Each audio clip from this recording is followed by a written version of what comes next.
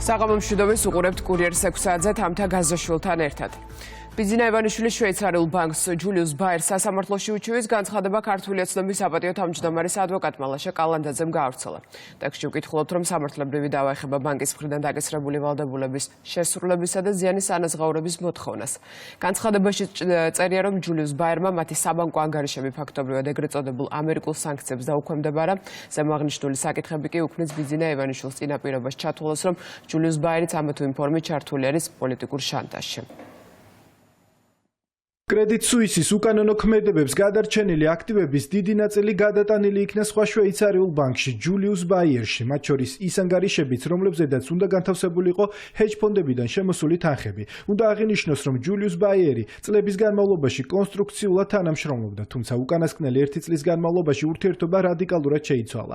თითქმის 6 თვის განმავლობაში ჯულიუს ბაიერი ჰეჯ ფონდებიდან შემოსული თანხებისთვის განკუთვნილი ანგარიშების თანხების ბრუნვის შესახებ ინფორმაციას ზღუდავდა.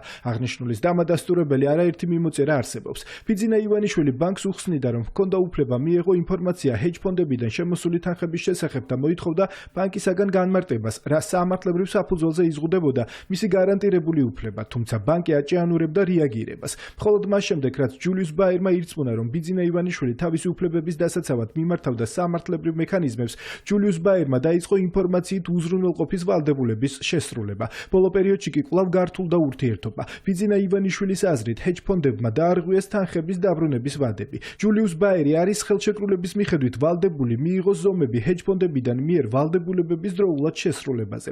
ჯულიუს ბაიერი კი მხოლოდ იტყობინება, რომ წერილებს უგზავნის ჰეჯ ფონდებს, თუმცა არ აკეთებს განმარტებას წერილების შინაარსთან, არც იმასთან დაკავშირებით, რა ქმედებებს ახორციელებს ან განახორციელებს ჰეჯ ფონდების მხრიდან ვალდებულების შესრულების უზრუნველსაყოფად. რადგან ბიძინა ივანიშვილი ვერ იღებს კანონით გარანტირებულ ინფორმაციას თუ განმარტებას, თulis რომ ჯულიუს ბაიერი და ზემოაღნიშნული ჰეჯ ფონდები კოორდინირებულად მოქმედებენ მისი ინტერესების საწინააღმდეგოდ, საზიანოდ, ურთიერთობა გაუარეს და სხვა მიმართულებითაც. თავდაპირველად ბანკმა უარი უთხრა ბიძინა ივანიშვილს და მისი ოჯახის რამდენიმე წევრს შეესრულებინა დავალება თანხის გადარიცხვასთან დაკავშირებით. მას შემდეგ, რაც ჯულიუს ბაიერმა მიიღო შეტყობინება, რომ სამართლებრივი მექანიზმებს მიმართავდნენ, ბენეფიციარები თავიანთი უფლებების დასაცავად ბანკმა შეასრულა დავალება თანხის გადმორიცხვის შესახებ, თუმცა თითქმის 1 თვე დასჭირდა აღნიშნული ვალდებულების შესრულებას, არადა როგორც წესი ასეთი დავალების შესრულება 1 დღეში ხორციელდება.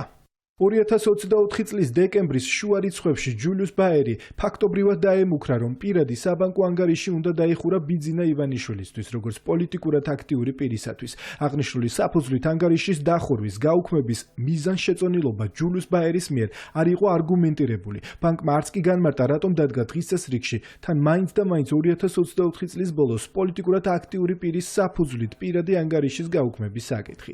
ჯულიუს ბაიერს არც დაუხურავს პირადი ანგარიში, თუმცა მისი აღნიშნული ქმედების შესახებ საზოგადოების ინფორმირება მიზანშეწონილად იქნა მიჩნეული და ბოლოს ჯულიუს ბაიერმა ბენეფიციარების აზრით არასწორად, უფრო სათავისოდ განმარტა ეგრეთ წოდებული ამერიკული სანქციები და ბიძინა ივანიშვილის ოჯახის წევრებს და მის კომპანიებსაც აცნობა, რომ ფაქტობრივად ეგრეთ წოდებული ამერიკულ სანქციებს დაუქვემდებარა მათი საბანკო ანგარიშები. ზემოაღნიშნული საკითხები უქმნის ბიძინა ივანიშვილს წინაპირობას ჩათვალოს და იფიქროს, რომ ჯულიუს ბაიერის მხრიდან ადგილი აქვს პოლიტიკურ შანტაჟს და ჯულიუს ბაიერიც ამა თუ იმ ფორმით ჩართული არის პოლიტიკურ შანტაჟში. რაც შეეხება სამართლებრივ მხარეს, ბიძინა ივანიშვილი აპირებს, მათ შორის უცხოელი ადვოკატების ჩართულობით დაიწყოს სამართლებრივი პროცედურები ჯულიუს ბაიერის წინააღმდეგ, ბანკის მხრიდან დაკისრებული ვალდებულებების შესრულებისა და ზიანის ანაზღაურების მოთხოვნით.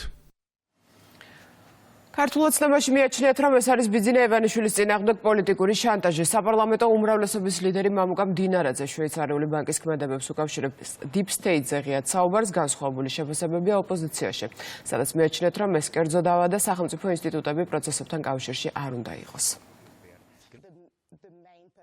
სავარაუდოდ ჩვენ კიდევ ერთი ნაწილი გველოდება იმ საგის, როგორ იცავს თავგამოდებით საკუთარ აქტივებს ივანიშვილი. თუ რაიმე კერძო დავა აქვს ამ ადამიანს, სახელმწიფო ინსტიტუტებს თავი დაანებოს და თავის დავას კერძოდ მიხედოს. ეს არის წმინდა წყლის პოლიტიკური შანტაჟი. მას შემდეგ, რაც რატომია ბიძინამ ისაუბრა დიპ სტეიტზე, უფრო ღრმად შევიდა ამ თემაში და გაშალა ეს თემა და ქართული საზოგადოებისათვის და არა მხოლოდ ქართული საზოგადოებისათვის ბევრი დამატებითი დეტალი გახადა ცნობილი. ამის შემდეგ გადაწყვიტეს, რომ უკვე მეორე შვეიცარიული ბანკის რეპუტაცია არაფრად ჩაეგდოთ, გაენადგურებინათ, ოღონდ დასაჯონ საქართველოს, დასაჯონ ბიძინა ივანიშვილი და პოლიტიკური შანტაჟი მოუწყონ საქართველოსაც და ბიძინა ივანიშვილსაც. ბუნებრივია, რომ აქედან დასკვნის გამოტანა არავის გვიჭირს. მარტივი ამბავია. ერთი ბანკი გაანადგურეს ერთი ადამიანის შანტაჟისთვის, რომელსაც თავის ქვეყანა არ გაწირა და ეს პირადი თემა და პირადი შანტაჟი არ გადავიდა ქვეყანაზე, უარყოფითად არ აისახა და ყარად დაუდგა წინ ამ ყველაფერს და უკვე მას შემდეგ რაც Deep State-ზე დეტალურად ისაუბრა, მისი დასჯა და შანტაჟი გადაწყვიტეს მეორე ბანკის განადგურების, მისი რეპუტაციული განადგურების ხარჯზე. მაგრამ რაც არ უნდა შვეიცარიული ბანკები გაანადგურონ, ბევრჯერ ვთქვი და კიდევ ერთხელ დავიმეორებ. ეს ადამიანი მათ როგორც ჩანს ვერ გაიცნეს, იმიტომ რომ აზრი არ აქვს ადამიანმა თავის დროზე გადადო საკუთარი თავი თავისი სამშობლოსთვის. და ეხა ფულით გაშანტაჟება ბუნებრივია, მასთან ვერანაირ შედეგს, ვერანაირი ბანკის რეპუტაციის განადგურების ხარჯზე თუ ასე შემდეგ ვერ მოიტანს. 3 საათი დონალდ ტრამპის ინაუგურაციამდე ცერემონია თბილისის დროით საღამოს 9 საათზე დაიწყება. სანამ მსოფლიო მედიის ყურადღება კაპიტოლიუმზე გადავა, ახლა ეპიცენტრში წმინდა იოანეს სახელობის ტაძარია, სადაც საზეიმო მსახურება ტარდება. აქ სულ ცოტა ხნის წინ მივიდნენ არჩეული პრეზიდენტი და პირველი ლედი. ადგილზე არიან ტრამპის ადმინისტრაციის წარმომადგენლებიც. ფიცის დადების ცერემონია კაპიტოლიუმის შენობაში გაიმართება. ამის მიზეზი კი ვაშინგტონში იშვიათი ყინვა -11 გრადუსია. ასეთი რამ ბოლოს 1985 წელს რეიგანის ინაუგურაციის დროს მოხდა. ღონისძიებას დაესწრება 4 ყოფილი პრეზიდენტი: ჯო ბაიდენი, ბარაკ ობამა, ჯორჯ ბუში უმცროსი და ბილ კლინტონი. ადგილზე იქნება კამალა ჰარისიც, რომელიც არჩევნებზე ტრამპის კონკურენტი იყო.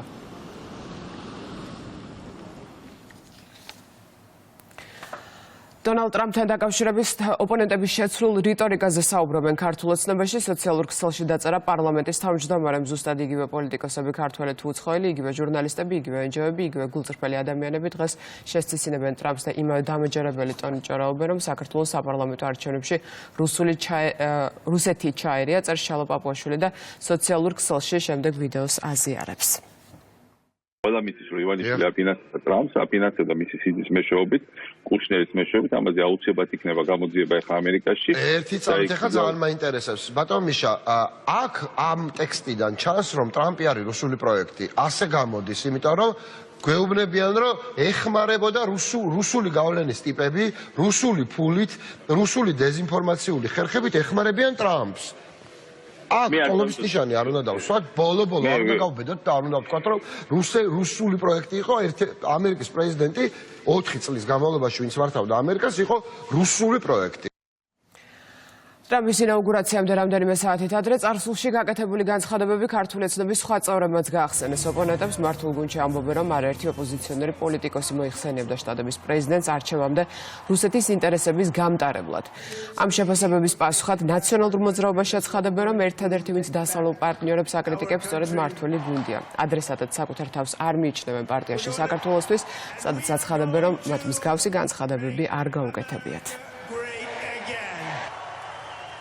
ცინიკური არის იმ რეჟიმის მხრიდან, რომელიც ღია კონფრონტაციაში შევიდა დასავლეთთან, საუბრობს ხვების ეგრეთ წოდებულ დაპირისპირებაზე დასავლურ სამყაროსთან და მის ლიდერებთან სინამდვილეში არსობრივ კონფრონტაციაში, მათ შორის სიტყვიერი შეურაცხყოფების ხშირ გამოყენებაში, თუ ვინმე არის ბრალდებული ამ საქართველოში პოლიტიკურ მხარეებს შორის, არის რა თქმა უნდა პირველ რიგში ივანიშვილი. ვისგანაც მოგისმენიათ, იმათ მოგკითხეთ. ჩვენი პარტიისგან მსგავსი შეფასებები არ ყოფილა, იმიტომ რომ ჩვენ ძალიან კარგად გვესმის, მათ შორის ამერიკული დემოკრატიული სისტემა და როგორ მუშაობს ის და რომ ასე ვთქვათ, წარმოუდგენელია თუ ამ საკითხებში ერკვევი ესეთი ცალსახა შეფასებები გააკეთო. ამიტომ თუ ვინმე ესეთი შეფასება გააკეთა და ეხლა პოზიცია შეცვალა, ეს მხოლოდ არა თანმიმდევრულობაზე და ცოტა პოლიტიკურ სიბეცეცეც მივხვდით. ოპოზიცია არის დანგრეული, გაუბედურებული, გაფარჩაკებული. ჩვენ არაერთი განცხადება მოგვისმენია ოპოზიციის წარმომადგენლების მხრიდან, როდესაც ტრამპს პირდაპირ ოლიგარქს ჯამბას უწოდებდნენ, ამის ვიდეო კადრებიც არსებობს, ამის დამადასტურებელი მასალებიც არსებობს. ესენი ჩვეულებრივი ფარისევლები არიან, მათ არც ქვეყანა აინტერესებს, მათ უბრალოდ თავიანთი პატრონები ყავთ. ტრამპს ეძახდნენ რუსულ პროექტს, გახსოვთ ალბათ. ხა დღეს მათ რამდენი ვაზელინიც უნდა შეიძინონ და სხვა რამე არ იფიქროთ. თავისი ძველი განცხადებების დასარბილებლად არ ეყოფათ არანაირი რაოდენობა, იმიტომ რომ ისტორია ინახავს მათ გამონათქვამეს, მათ შეურაცხყოფას პირდაპირ ტრამპის მისამართით და დღეს ხა რაც უნდა ლიქვნელობით ცადონ მათი პოზიციების გამოსწორება, ეს სიტყვები, რომელიც მათ აკადრეს დღეს უკვე ამერიკის არჩეულ პრეზიდენტს და უკვე უფლებამოსილებაში, რომელიც შევა იმ პრეზიდენტს, ისტორიას აქვს შემონახული. და ისინი რაც არ აწყობთ და ვინც არ აწყობთ ყველას და ყველაფერს იძახიან რუსულს და ასე იქცეოდნენ ასე მდაბიო პიარს აქედან საქართველოს მოდნენ იქ ტრამპის წინააღმდეგ და დღეს ეს სიტყვები ძალიან ცუდად ხდება წინ. ბოდიშუხტის საზოგადოებას ამ სიტყვებისათვის აღანას თქვი მათ აქვს შეტენვის მიზანი. მაგრამ ეტენებიან კიდევ ერთხელ უკაცრავად იმ ადამიანს, რომელსაც სასტიკად ვანძღავდნენ თავის დროს. ტრამპის ინაუგურაციის და საქართველო-ამერიკის ურთიერთობების შესახებ მთავრობის ხდომაზე ისაუბრა პრემიერ-მინისტრმა ირაკლი კობახიძე კიდევ ერთხელ აცხადებს, რომ მზად არიან ურთიერთობების გადატვირთვისთვის.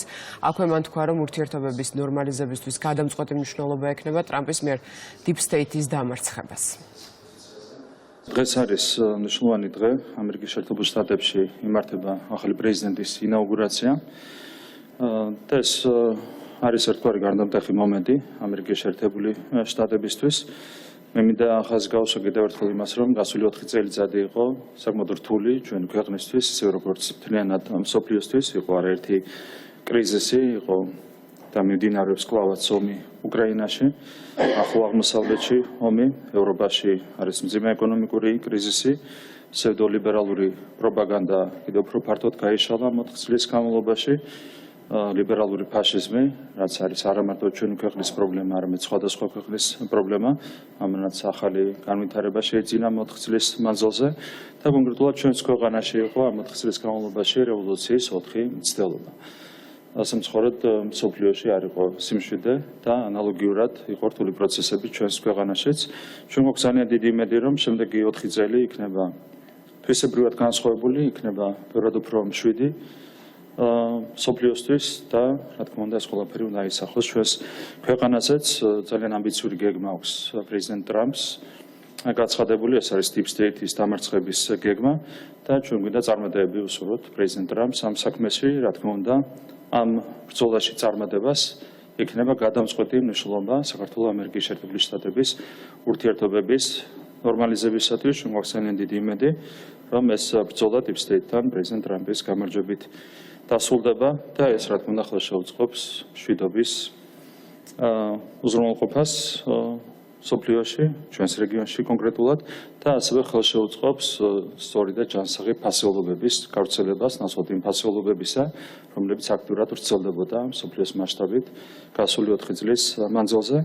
ჩვენ კიდევ ერთხელ შეგვიძლია დავაფიქსიროთ ჩვენი მსაუბრა, რომ გსურს ურთიერთობების თვისებრივად გადატვირთვა, სუფთა ფურცლიდან სტრატეგიული პარტნიორობის განახლება ამერიკის შეერთებულ შტატებთან.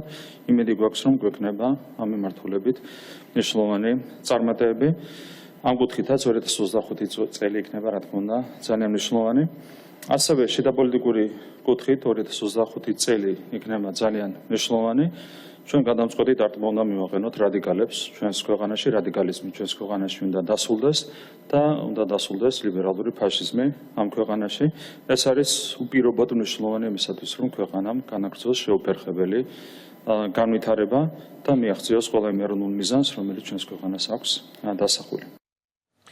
ირაკლი კობახიძის განცხადების იმ ნაწილზე, სადაც ის ამბობს, რომ 2025 წელს გადამწყვეტი დარტყმა უნდა მიაყენო რადიკალებს, კითხვა დაუსვა საპარლამენტო უმრავლესობის ლიდერს მამუკამ დინარაძემ. ამ კითხვებზე პასუხად პროტესტსა და აქციების მთავარ მოთხოვნაზე ახალი არჩევნების დანიშვნაზე ისაუბრა, თქვა, რომ არ არსებობს 4 ოპოზიციური პარტია და რეალურად ყველა ნაციონალურ მოძრაობას წარმოადგენს. ჩვენ ალბათ მეტი გვმართებს ყველას ერთად, რომ საქართველოში ობიექტურობაში და ობიექტურად რეალობაში დავარწმუნოთ ყველა ადამიანი. მათ შორის ჩვენი პასუხისმგებლობაც არის. ჩვენ კი ხისტად ვაკრიტიკებთ არა მხოლოდ ჩვენს ოპონენტებს, არამედ იმ ადამიანებსაც კი ამას არ ვერიდებით. ძალიან პიარულად თითქოს წამგებიანი არის, მაგრამ ვინც რუსთაველზე დგას, მათაც ვაკრიტიკებთ ხოლმე ძალიან ხშირად. რატომ იცით? და რატომ ვეძახით ბევრ მათგანს ნაცს? ერთი კითხვა გამოაშკარავებს ყველაფერს. ნაცები არიან თუ არა ეს ადამიანები, ან ნაცები საქმეს აკეთებენ თუ არა ყველაზე მინიმუმი. ნებისმიერ შეგიძლიათ კითხოთ თუ ისინი თეორიულად, პრაქტიკულად შეუძლებელია, ხო? მიაღწევენ მისი მოთხოვნის დაგმაყოფილებას, რომ დაინიშნება ახალი არჩევნები. ვის აძლევენ ხმას, ვის უჭერენ, ვინ უნდათ ხელისუფლებაში? ანუ ვინ უნდა მოვიდეს ხელისუფლებაში? ანუ ნაცის გარდა დღეს არის ვინმე ისეთი, ვინც შეიძლება ქართული ოცნების ნაცვლად ხელისუფლებაში იყოს. გვარამია არ არის ნაცი. გვარამია და მელი არ არიან ნაცები. ხოშტარია, გირჩი ჯაფარიძე არ არიან ნაცები. ხაზარაძე არ არის ნაცი და მათი რეკეტიორი არ ყოფილა არადროს და გახარიას არ უღალატია ნაცებთან ქართული ოცნებისათვის. აი ამ პარადოქსული, რომელიც უფრო სწორია, არგუმენტით ცდილობენ ნაცების მობრუნებას. ანუ ჩვენ და ვიცოდეთ. თუ ვინმე დღეს ითხოვს ახალ არჩევნებს, მათი მოთხოვნა საფუძვლიანია იმ შემთხვევაში თუ 300,000 ხმა გაყალბდა. ოღონდ 300 ხმის გაყალბების მტკიცებულებას ვერ დებენ. და თუ კი ვინმე ასე უარგუმენტოდ სინამდვილეში ითხოვს ახალ არჩევნებს, ისინი ითხოვენ, უნდა ვიცოდეთ და გვესმოდეს ნაცების დაბრუნებას ხელისუფლებაში. გახარია ნაცი არ არის, ნაცებთან არ გვიღალატა ნაცებთან. ეხლა რაღაც ინციდენტი რომ მოხდა, თავს რო დაესხა თვითონ სამხარაძე, ამან რო პასუხი გაცა და მე გაბრუებული რო იყო წამოწოლილი შუა ქუჩაში. პირველი ვინ დაუსაფრთა, ორივე ენაზე ვთქვათ, ვინ დაუსაფრთა, ვინ დაუპაძეშკა და ქართულათაც ვთქვათ. ვინ დაუჭირა მხარი? ნიკა მელიან ვალში იყო ის კაცი და დაუჭირა. პირველი ვინც აღშფოთდა ყველაზე რადიკალური ნაცები იყვნენ. პირველი რო ძალიან გეტკინა, გაბანძებული უკაცრავად გახარია და კოალიციები რომ აქვს. გახარია არ არის ნაცი. ასე იძახიან. არა, მე ნაცებს კი არ ვჭერთ, გახარიას უჭერდა. თაღლითები არიან და იმიტომ ჩვეულებრივი თაღლითობა ნაცების და გახარიას ერთობა ვერ შედგება და დღემდე 4 მუნიციპალიტეტში აქვს კოალიცია მათთან. რანაირი ამბავია? ცოლი და ქმარი ერთად რო ცხოვრობდეს და ხელი რო არ კონდეს მოწერილი და გვეზიზღება ერთმანეთიო რო იძახდნენ. ოღონდ ღამეს ერთად რო ატარებდნენ. დაახლოებით ეს ვარიანტია. ვის აქვს დღეს პერსპექტივა რომ ქართული ოცნება კაი დავუშვათ ერთი წამი. ვინ მოყავს ნაცი, ესე იგი შენ ნაცის საქმეს აკეთებ, ისე რომ შენ გონია რომ ნაცი არ ხარ, ეს მეორე უბედურებაა. გონია რომ ანტინაცი ხარ და ნაცი მოყავს, რა დაგმართნია მაშინ.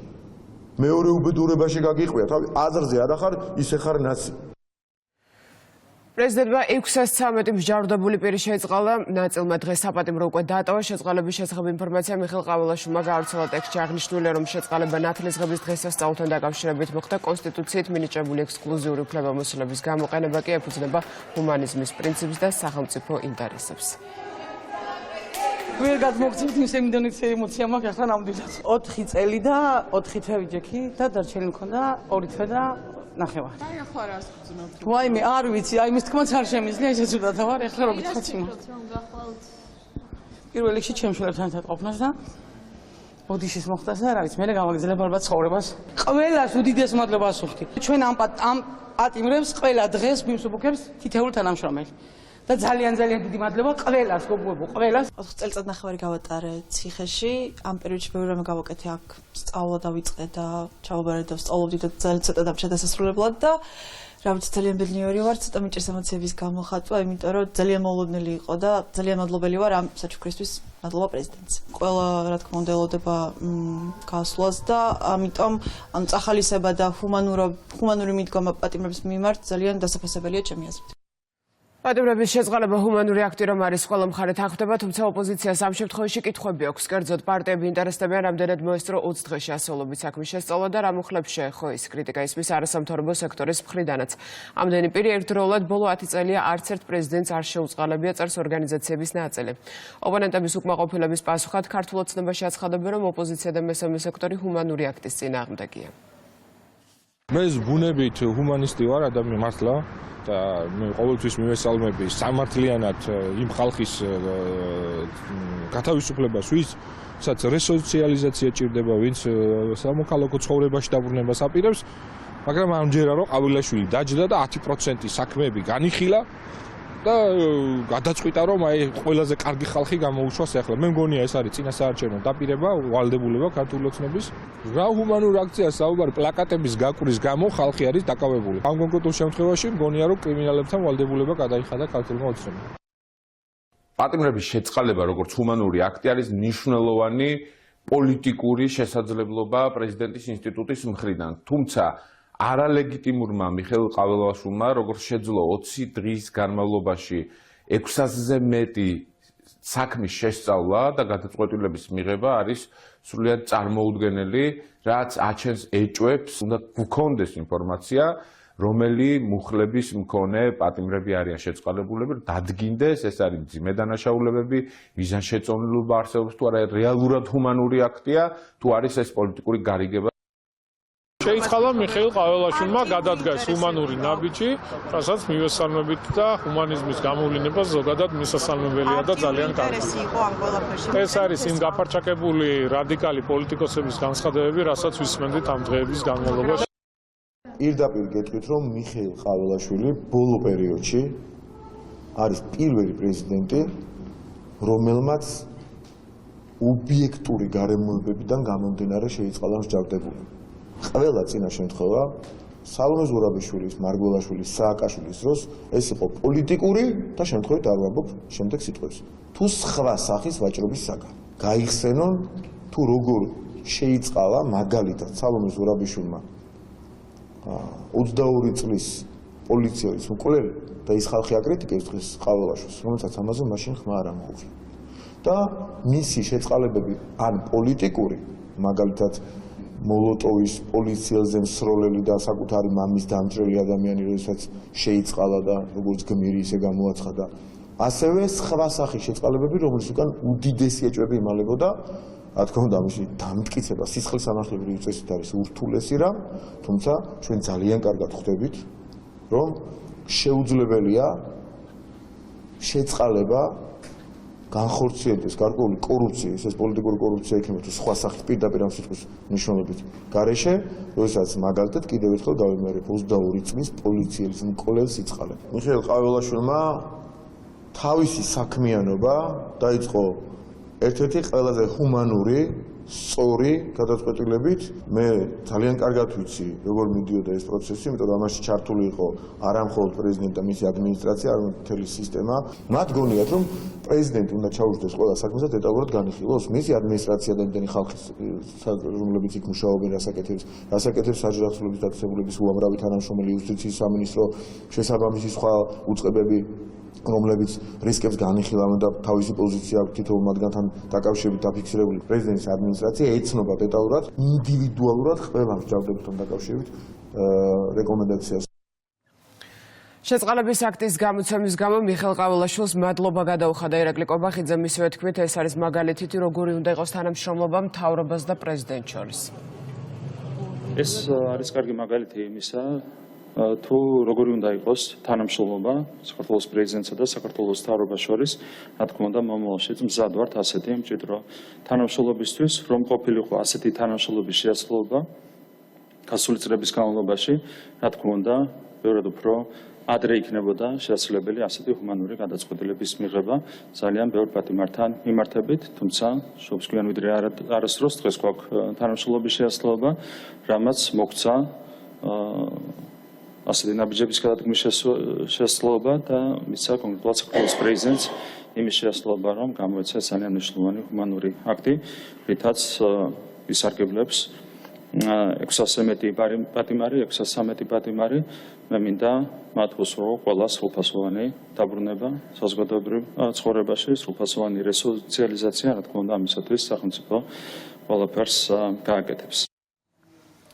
მიხეილ ყაველაშვილს მიმართ ამ შეწყალების თხოვნით მაისის აქციის დროს პარლამენტის ჯებირის დაზიანებისთვის დაკავებულები ომარ ოკრიბელაშვილის და საბა მეფარიშვილის ადვოკატმა ეს დღევანდელი სხდომის შემდეგ განაცხადა, ომარ ოკრიბელაშვილმა და საბა მეფარიშვილმა აღიარეს მათ მიმართ წაყენებული ბრალი, როგორც საქმის პროკურორმა თქვა, ბრალდებულებმა აანაზღაურეს ზიანიც. შედეგად დაკავებულებს საპროცესო შეთანხმება გაუფორმდა, თუმცა ციხეში კიდევ 10 თვის გატარება მოუწევთ. ნორთქორეთ ხავს დამნაშავედ წარდგენილ დაბრძანდი ფარებს. საფრთხე. ბრალის აღიარება ნებაყოფლობითია ომარ. თქვენ შემთხვევაში საბა ხომ არ არის საპროცესო შეთანხმება დადებული წამების, არა ადამიანური დამამცირებელი მოპყრობის, ძალადობის, დაშინების, მოტყუების, რაიმე უკანონო ქმედების შედეგი ხომ არ არის საბა? არა. ხომ არ თქვენ შემთხვევაში ადასტურებთ, რომ ბრალის აღიარებაც ნებაყოფლობითია და საპროცესო შეთანხმებასაც ნებაყოფლობით მიაღწიეთ? როგორ მოვიქცეთ საბა, გსურთ რომ დამტკიცდეს საპროცესო შეთანხმება თუ გავაგრძელოთ არსებითი კამპანია? გსურთ რომ დამტკიცდეს, თქვენს გსურთ რომ დამტკიცდეს. შეგვიძლია თუნდაც ვადამდე ადრე განთავისუფლების მოთხოვნით მიმართოთ პენიტენციურ დაწესებულებას და ამას პენიტენციური სამსახურის ადგილობრივი საბჭო იხილავს და ჩვენ გვაქვს იმის იმედი რომ ისინი მიიღებენ გონიურულ, ღირსეულ და გადაწყვეტილებას. შესაძლებელია ანუ ბრასლეტის სახით, ეგრეთ წოდებული ბრასლეტი. შევეცდებით რომ უახლოეს პერიოდში შევიტანოთ უკვე პრეზიდენტზე იმ თხოვნით რომ შეიწყალოს ეს ახალგაზრდები და აღმოჩნდნენ თავისუფლები, დაუბრუნდნენ თავიანთ ოჯახებს. ბრალდებულებმა აღიარეს და მოინანიეს ჩადენილი დანაშაული, რაც გახდა საფუძველი მათ მიმართ სახელმწიფოს გაეწია შეღავათი და აღნიშნული პირობით მათ გაუფორმდათ საფრთხე შეთანხმება. ასევე მათ აანაზღაურეს ზიანი და განაცხადეს, რომ აღიარებენ და ინანიებენ ჩადენილ დანაშაულს, რაც გახდა საფუძველი.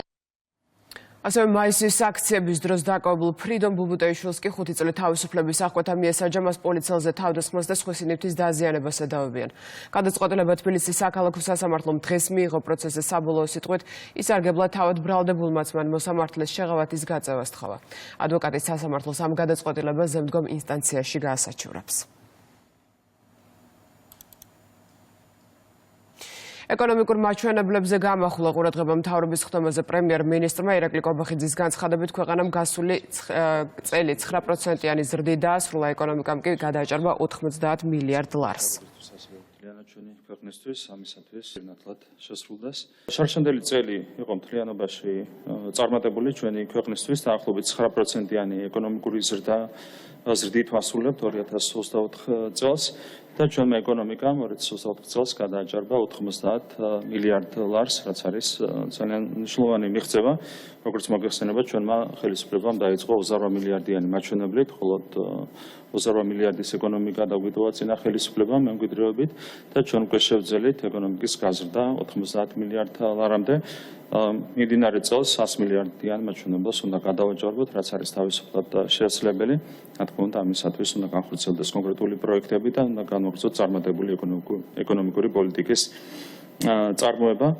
იანვარშიც გვაქვს მაღალი ეკონომიკური აქტივობა, რაც გვაძლევს, რა თქმა უნდა, ოპტიმიზმის საფუძველს 2025 წლისთვის. კონკრეტულად ტურიზმის სფეროში ქონდა ძალიან კარგი მაჩვენებლები, აქაც რეკორდული მაჩვენებლით დავასრულეთ 2024 წელი. რეკორდული იყო კონკრეტულად მეოთხე კვარტალიც, მიუხედავად პოლიტიკური გართულებებისა, ეს იყო საარჩევნო თვე, ოქტომბრის თვე, შემდეგ ნოემბერი, როცა ხელოვნურად ცდილობდნენ კონკრეტული ძალები კრიზისის შექმნას, მერე გაგრძელდა ეს ყველაფერი დეკემბერში. ამ ყველაფრის მიუხედავად მეოთხე კვარტალიც დავყურეთ ძალიან დიდი წარმატებით, შემოსავლება მეოთხე კვარტალში შეადგინა 964 მილიონი დოლარი, რაც არის 90 მილიონი დოლარით მეტი 2023 წლის მეოთხე კვარტლის მაჩვენებლებზე, ანუ ვიღაცები ცდილობენ ჩვენს ქვეყანაში ეკონომიკის ზრდის შეფერხებას, თუმცა ხედავთ, რომ არაფერი გამოდით, პირიქით ვაგრძელებთ მაქსიმალური ინტენსივობით ეკონომიკის განვითარებაზე ზრუნვას. თქვენ ხედავთ, რომ ჩვენ გვყავს რადიკალური ოპოზიცია ჩვენს ქვეყანაში, რომელიც მიდის ყველას წინააღმდეგ. ისინი ემუქრებიან არა მხოლოდ ჩვენს ხარდამჭერებს, არამედ საკუთარ ხარდამჭერებსაც, მათ შორის ეკონომიკური კრიზისით, სანქციებით და ასე შემდეგ. ამაზე მუშაობენ, არა მარტო ემუქრებიან, მუშაობენ იმისათვის, რომ დაზარალდეს ჩვენი ქვეყნის თითოეული მოქალაქე. რა თქმა უნდა, არაფერი გამოდით, მთელი ამ წლების განმავლობაში და არც მომავალში არაფერი გამოვავალთ.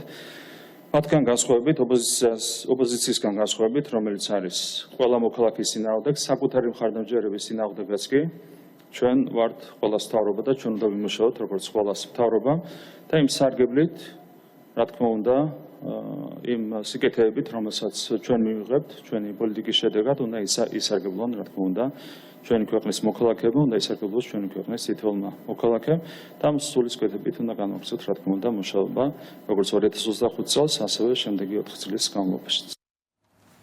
დღეს ირაკლი კობახიძემ სამომავლო პროექტებზე ისაუბრა, აქცენტი გააკეთა აეროპორტის და ახალი სტადიონის მშენებლობაზე, ასევე საუნივერსიტეტო რეფორმაზე. ცნობილი გახდა, რომ ამ მიზნით შექმნია სამთავრობო კომისიას. კომისიის მდივანი იქნება გერმანიაში საქართველოს ყოფილი ელჩი ლევან იზორია, რომელიც განათლებისა და მეცნიერების საკითხებში პრემიერ-მინისტრის მრჩეველი გახდა. გვაქვს ძალიან მნიშვნელოვანი ამბიციური ამოცანა საუნივერსიტეტო რეფორმის მიმართულებით. ჩვენ ვქნით სამთავრობო კომისიას, რომელიც იმუშავებს საუნივერსიტეტო რეფორმაზე. 4 წლიან პერსპექტივაში ჩვენ თვისებრივად უნდა გარდაქმნათ საუნივერსიტეტო სისტემა, უმაღლესი განათლების სისტემა ჩვენს ქვეყანაში.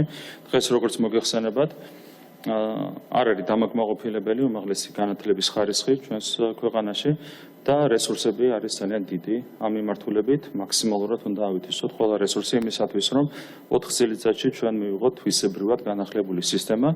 თავისუფლად არის შესაძლებელი ის, რომ 4 წელიწადში ქართულმა სტუდენტმა საქართველოში მიიღოს ზუსტად იმ ხარისხის უმაღლესი განათლება, რა ხარისხითაც ის იღებს უმაღლეს განათლებას, მაგალითად ევროპულ ქვეყნებში. ამისათვის უნდა დაისახოს კონკრეტული გაწერილი გეგმა და ამაზე იმუშავებს სამთავრობო კომისია. ეკონომიკურ მაჩვენებლებზე სოციალურ ქსელში დაწერა პარლამენტის თავმჯდომარემ შალვა პაპუაშვილის განცხადებით, საქართველოზე მაღალი ეკონომიკური ზრდა ორ ქვეყანას აქვს, სანამ ვიმოქმედებთ ეროვნული და არაუცხოური ინტერესებით, საკუთარი ხალხის დარასხვათა დაკვეთით. საქართველო ივლისს წინ, ხოლო თუ სხვების დროშებს ვაფრიალებთ და სხვა ხალხების ხელისუფლებას ჩვენად ჩავთვლით, რომელ კავშირშიც არ უნდა შევიდეთ, ვიქნებით საბჭოთა კავშირში, დაწერა შალვა პაპუაშვილმა. ეს არ იქნებოდა ჩვენ რომ დავთანხმებოდით ზელენსკის, რომელიც მოხალისეების ოფიციალურად გაგზავნას მოითხოვდა, რაც ომის მონაწილე მხარედ გვაქცევდა. უკან დაგვეხია ამერიკის შეერთებული შტატების მაშინდელი ელჩის წინაშე, რომელიც კატეგორიული ტონით მოითხოვდა რუსეთისთვის სანქციების დაწესებას და ესკალაციას. დაგვეჯერებინა ბრიუსელისთვის, რომელიც სანქციების დაწესებას, რუსეთის მოქალაქეების შემოსვლის შეზღუდვას და ფრენების აკრძალვას მოითხოვდა. ავყოლოდით 2022 წლის თებერვალში ომის დაწყებისთანავე ოპოზიციისა და NGO-ების ორგანიზებული აქციის გულწრფელი მონაწილეების მოთხოვნას და წინა 3 პუნქტის ავტორებისთვის დაგვეჯერებინა. ქარემჩევლებისთვის და ციხის შიგნიდან გამტეხებისთვის, რომ დაგვეჯერებინა, არანაირი ეკონომიკური ზრდა და ლიდერობა არ იქნებოდა. სამაგიეროდ იქნებოდა ომის რისკი და გარანტირებული ეკონომიკური კოლაფსი, რომლის ეფექტი ორჯერ უფრო მძიმე იქნებოდა ვიდრე კოვიდის პანდემიის დროს. ღვინის ეროვნული სააგენტოს ინფორმაციით, ღვინისა და სპირტიანი სასმელების ექსპორტიდან რეკორდული შემოსავლები დაფიქსირდა. ოფიციალური ცნობით 2024 წელს საქართველოდან ექსპორტირებულია 565 მილიონი დოლარის ღვინო და სპირტიანი სასმელები, რაც 24%-ით მეტია წინა წლის მონაცემებზე. ასევე სააგენტოს ინფორმაციით, გასულ წელს საქართველოდან მსოფლიოს 72 ქვეყანაში გავიდა 95 მილიონამდე ლიტრი ღვინო. 56 ქვეყანაში ექსპორტირებულია 48 მილიონი ლიტრი სპირტიანი სასმელი. ხელისუფლების მიერ გატარებული სწორედ თანამედროვე პოლიტიკის შედეგი არის, რომ დღეს ღვინის და სპირტიანი სასმელების ექსპორტი გაზრდილი არის წინა წელთან შედარებით 24%-ით. აქ განსაკუთრებულად მნიშვნელოვანი არის, რომ 70 ქვეყანაშია უკვე ექსპორტირებული ეს პროდუქცია.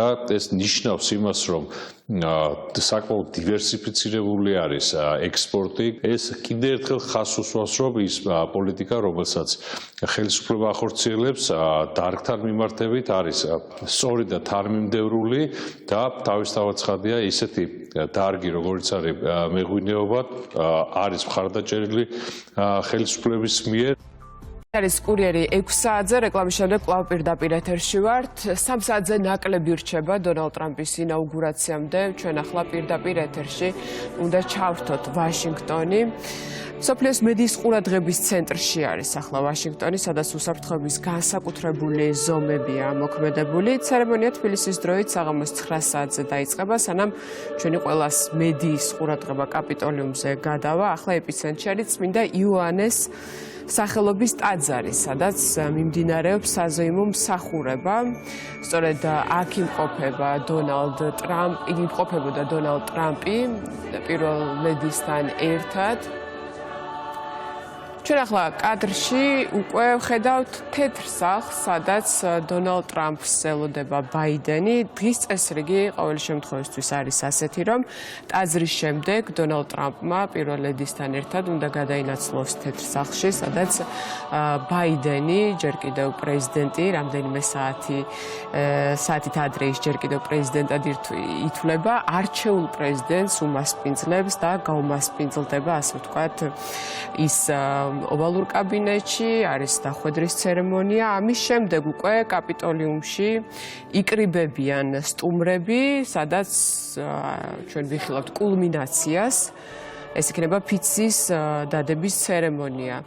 მე აქვე შეგახსენებთ, რომ ცერემონია არ ჩაევლის ჩვეულ რეჟიმში, ვინაიდან ის ჩატარდება შენობაში, კაპიტოლიუმის შენობაში და ამ ყველაფრის მიზეზი არის ძალიან იშვიათი სიცივე, -11 გრადუსი.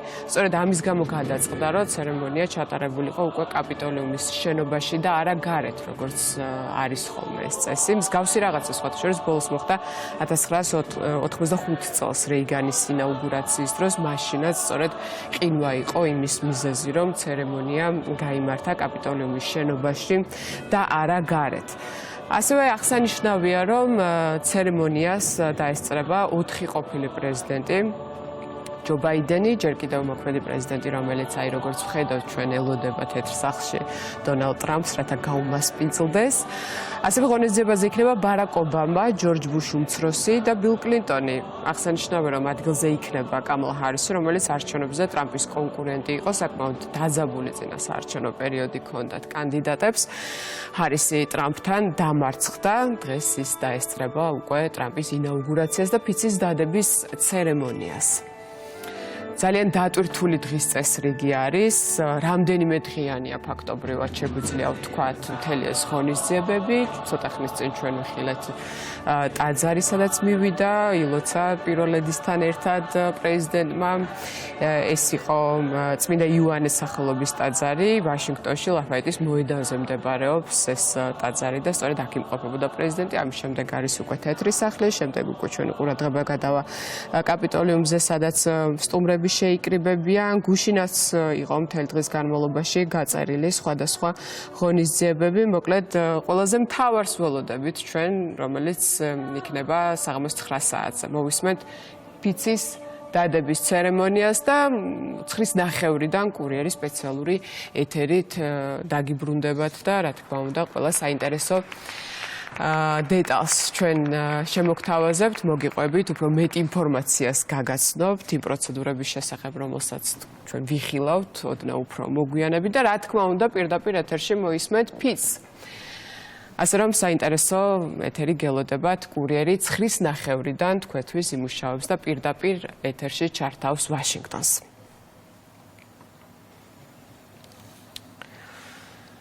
სხვაბებით განვაგრძობთ გამოშვებას. ჰამასთან დადებული შეთანხმების ფარგლებში ისრაელმა ციხიდან 90 პალესტინელი გაათავისუფლა, მათ შორის არის მდინარე იორდანეს დასავლეთ სანაპიროზე მცხოვრები 78 პირი და აღმოსავლეთ იერუსალიმის 12 მკვიდრი, მათგან 69 ქალი და 9 ბავშვია. სანაცვლოდ ტერორისტულმა ორგანიზაციამ 3 მძევალი გამოუშვა. ბათუმელებისა და ნეტგაზეთის დამფუძნებელი მზია ამაღლობელი საპატიმრო შესაკვებს არიღებს. ამის შესახებ ახალგაზრდა იურისტთა ასოციაციაში გამართულ ბრიფინგზე ისაუბრეს ორგანიზაციის თავმჯდომარის ნონა ქურდოვანიძის განმარტებით. ეს პროტესტის გამოხატვის ფორმაა. საიაში ისაუბრეს ბათუმის საქალაქო სასამართლოს გადაწყვეტილების სააპელაციოში გასაჩივრების პროცედურებზეც.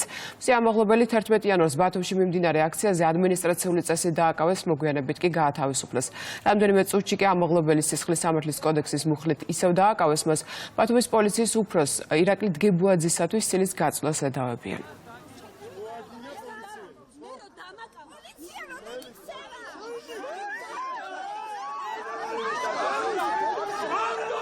ის არიღებს საკვებს და ამის შესახებ რა თქმა უნდა ინფორმირებულია ციხის ადმინისტრაცია, იმიტომ რომ ყოველ ჯერზე ამასთან დაკავშირებით კეთდება შესაბამისი აღნიშვნა, რომ მან საკვები არ მიიღო. მასთან გასაუბრების შემდგომ შემიძლია გითხრათ, რომ ეს არის ის ნაბიჯი, რომელიც მზია ამაღლობელმა გადადგა პროტესტის ნიშნად.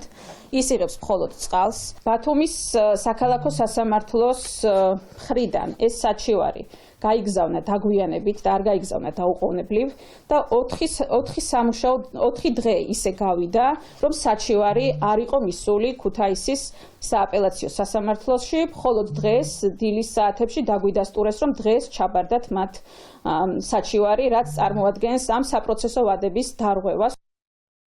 როდესაც თავს ესხმი პოლიციას, თავს ესხმი სახელმწიფოს, ესე იგი და ადეკვატური პასუხი უნდა აგო იმისთვის, რასაც ჩადიხა. ის რომ კონკრეტული პატიმარი შიმშილობს, რა თქმა უნდა, ამაში პოზიტიური არაფერი არ არის. ისეთი ჯანმრთელობის მდგომარეობა ისევე გვაღებობს, როგორც ნებისმიერი პატიმრის ჯანმრთელობის მდგომარეობა. ქმედება სჭირდება გააზრება, სანამ ამ ქმედებას ჩაიდნენ, რადგანაც თუ კი ქმედება დანაშაულებრივია, ის რა თქმა უნდა პასუხს ითხოვს და შემდგომ უკვე შიმშილობის გამოცხადება ვერ იქნება ინდულგენცია, აუწოდებ რომ მას შეწყვიტოს შიმშილობა, ეს არის სრულიად არაადეკვატური ნაბიჯი იმ მდგომარეობაში, რაც ის იმყოფება და კარგი იქნება თუ კი ის ადეკვატურად მიუდგება ამ მოცემულობას, გაიაზრებს მის ქმედებას და მიხვდება რომ შიმშილობა ნამდვილად არ წარმოადგენს ამ შემთხვევაში რაიმე პოზიტიურის მომტანს.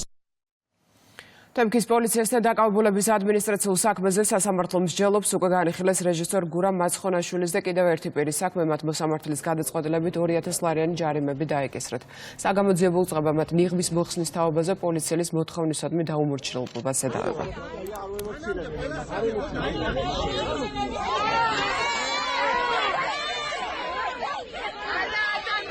მგონია თანმიმდევრულობა ძალიან მნიშვნელოვანი. ჩემთვის თანმიმდევრულობა გამოიხატება იმაში, რომ შემდეგ აქციაზეც აუცილებლად ნიღბით ვიქნები გამოცხადებული და თანმიმდევრულობა გამოიხატება იმაში, რომ არალეგიტიმური შუსის მოთხოვნას და დაკმაყოფილებულს მათი დაქვემდებარებული სასამართლოს მიერ არ ვემორჩილები, შესაბამისად ის ჯარიმაც ჩემთვის არის აბსოლუტურად არალეგიტიმური. სახალხო დამცველი გორის სოციალურ საცხოვრის ეწვია ლევან იოსელიანი ადგილზე არსებულ ვითარებას გაეცნო და მაცხოვრებლებს შეხვდა. მოგვიანებით ამ თემაზე ისაუბრა შიდა ქართლის სახელმწიფო რწმუნებულთან ლევან ხარაბაძესთან. ომბუდსმენმა საცხოვრისის პირობების გაუმჯობესების აუცილებლობაზე გაამახვილა ყურადღება. შარშანაც იგივე იყო, წელსაც იგივეა. ბევრი არაფერი შეცვლა სიმართლე გითხრათ, რამდენიმე აბაზანა მოაწესრიგეს მართალია, მაგრამ ეს ვერ ცვლის პრინციპულად აქ სიტუაციას. ამ ადამიანების აქ ყოფნა არ შეიძლება. სახელმწიფომ უნდა გაიყვანოს ესენი და გადაიყვანოს ღირსეულ პირობებში. აქ არის 60-ზე მეტი ბავშვი, 80-ზე მეტი ოჯახი. მუნიციპალიტეტის არჩევნები 2025 წლის 4 ოქტომბერს ჩატარდება. ცესკო არჩევნებში მონაწილეობის უფლების მისაღებად საჭირო პროცედურებს აქვეყნებს. ადმინისტრაცია მოუწოდებს პოლიტიკურ პარტიებს, რომლებსაც სურთ მუნიციპალიტეტის ორგანოთა არჩევნებში მონაწილეობა, დროულად გაიაროს საჭირო პროცედურები. პოლიტიკურმა პარტიებმა, რომლებსაც სურთ არჩევნებში მონაწილეობა, ამ წლის 14 ივლისის ჩათვლით პარტიის ხელმძღვანელი პირების მიერ ხელმოწერილი განცხადებით უნდა მიმართონ ცენტრალური საარჩევნო კომისიის თავმჯდომარეს და გაიარონ კანონით დადგენილი პროცედურები.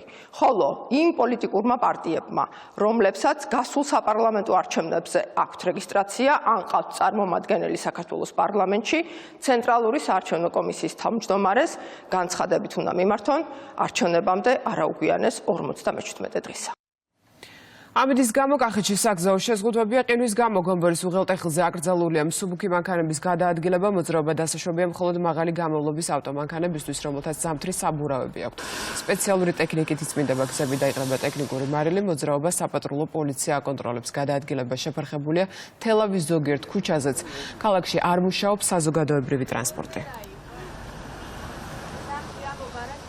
გომბორის უღელტეხილზეა შეზღუდვები დაწესებული, დაშვებულია მხოლოდ მაღალი გამოვლობის ავტომობილებით მოძრაობა, თუმცა აქაც ამ გზაზეც საგზაო დეპარტამენტის ინფორმაციით ინტენსიურად მუშაობს კონტრაქტორი კომპანია და სავარაუდოდ დღის მეორე ნახევარში სრულად აღდგება მოძრაობა. რაც შეეხება ქალაქებს კახეთში, ყველაზე მეტი ყინვა და პრობლემები თელავშია ერთადერთი ამ პერიოდისთვის. არ არის აღდგენილი საზოგადოებრივი ტრანსპორტის ავტობუსების მოძრაობა, თუმცა აქაც დღის მეორე ნახევარში ველოდებით სრულად აღდგენას მოძრაობას. ლაგუნა ვერეს მიმდებარე ტერიტორიის რეაბილიტაცია დაიწყო. სამუშაოები გვერდთან მოედნიდან ზვიად გამსახურდია სახელობის სანაპირომდე არსებულ საგზაო მონაკვეთზე ჩატარდება. მიმდინარე პროექტს ადგილზე თბილისის მერი მოადგილესთან ერთად გაეცნო. ეს არის ერთ-ერთი რთული წერტილი და ერთ-ერთი რთული კვანძი დედაქალაქში, სადაც განსაკუთრებით პიკის საათის დროს ჭირდა გადაადგილება. ჩვენ მოგვიწია გარკვეული ობიექტების, ბენზინგასამართ სადგურების გამოსყიდვა, მოვახდინეთ ადგილმონაცვლეობა და აღნიშნული პროექტის პარალელში მოხდება გზის გაფართოება და ახლობით 2 თვე დაჭირდება მაქსიმუმ სამუშაოების შესრულებას. პირველი რაც კეთდება ეს არის სანიაღვრე სისტემის მოწყობა. რა თქმა უნდა, კაბელ-არხები, ელექტროგადამცემი ხაზები ყველაფერი მიწის ქვემოთ იქნება ჩატანილი. ლაგუნავიერეს მდებარე ტერიტორიაზე ფართოვდება გზა, ვინაიდან აქ საკმაოდ რთული კვანძია და გადაადგილება განსაკუთრებით პიკის საათებში თითქმის პარალიზებულია. ამიტომ მივიღეთ გადაწყვეტილება ამ პროექტის განხორციელების და ზუსტად ამიტომ ერთი ზოლი ემატება და დარეგულირდება მოძრაობა პროექტის დასრულების შემდეგ შუქნიშნებით. ადაპტირებული იქნება ტერიტორია შეშინო პირებისთვის, უსაფრთხოების კუნძულები გაკეთდება.